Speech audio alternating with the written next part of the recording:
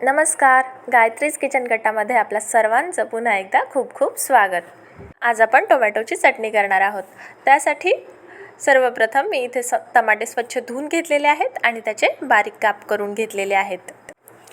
आता आपण gas on करून गॅसवर पातेलं ठेवलेलं आहे. त्यामध्ये थोडंसं तेल घालूयात आणि हे टमाट्याच्या जे फोडी आहेत आपण बारीक चिरलेल्या त्या पण घालूयात.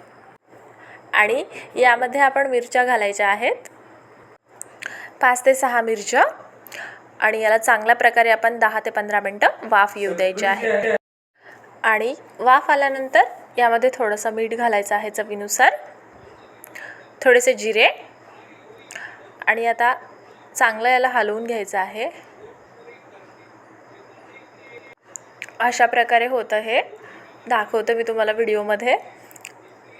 आता गॅस बंद केलेला आहे आणि एक मिक्सरचं पॉट घेतलेलं आहे. त्यामध्ये हे आपण थंड झाल्यावर मिश्रण टाकून घ्यायचं आहे.